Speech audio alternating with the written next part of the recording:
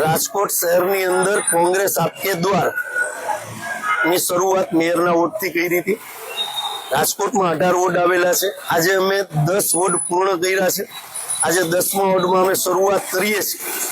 અમારા શહેર સંગઠનના આગેવાનોને સાથે રાખીને પ્રદેશ કક્ષાના આગેવાનો, મહિલા કોંગ્રેસ બધાને સાથે રાખીને આજે કોંગ્રેસ આપકે દ્વાર અમારો મુખ્ય ઉદ્દેશ છે કે જનતાનો મેનિફેસ્ટો, કે પ્રજા શું વિચારે છે, રાજકોટ શહેરની અંદર શું ઘટે છે, પોતાના વિસ્તારમાં એટલે કે જ્યાં રહે છે ત્યાં શું ઘટે છે, એ અમે ફોર્મ શહેર કોંગ્રેસ દ્વારા બહાર પાડવામાં આવ્યું છે।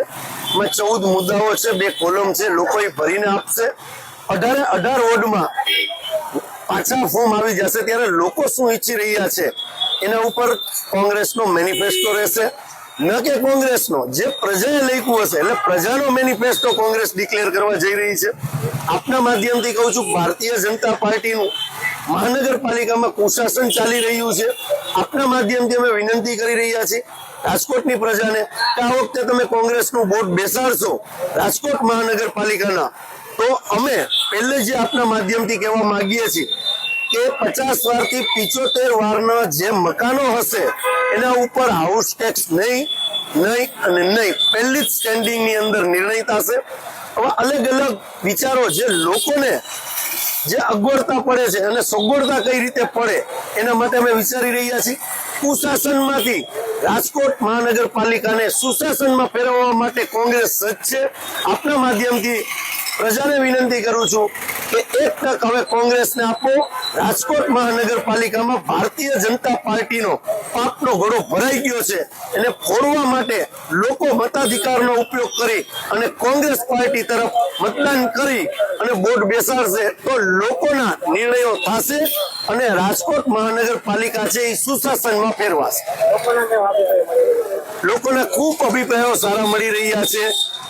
આપ અત્યારે સાથે આવો તો પણ ખ્યાલ આવશે કે કોર્પોરેટરોના નામ પણ લોકોને ખબર નથી, અને હું આજે હર્ષ સાથે, અભિમાન સાથે, ગર્વ સાથે કહી શકું કે અમારા વોર્ડ નંબર 16માં જે અમારા સુરેશભાઈ ગેરૈયા છે, બરોબર, આખી ટીમ છે અમારી, 4 કોર્પોરેટરો જે લડ્યા હતા એ હારી જવા છતાં પણ આજે વિસ્તારોની અંદર મારા 4 ઉમેદવાર, ભૂતકાળના ઉમેદવારને લોકો નામથી ઓળખે છે।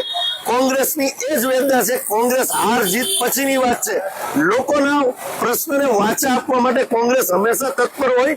આજે તમને આ વિસ્તારમાં કહું છું, તમે જાજો, અમારા જે હારેલા કોર્પોરેટરો છે એના નામ યાદ હશે પણ ભારતીય જનતા પાર્ટીના જીતેલા કોર્પોરેટરોના નામ નહીં યાદ હોય। કોંગ્રેસ છે હંમેશા પ્રજાના પ્રશ્નો માટે લડતી આવી છે અને આશા રાખીએ કે આવનારા દિવસોમાં લોકો ફરીથી અમારું બોર્ડ બેસાડે અને ફરીથી અમને એક તક આપે લોકોના કામ કરવા માટેની, એવી આપના માધ્યમથી વિનંતી કરું છું।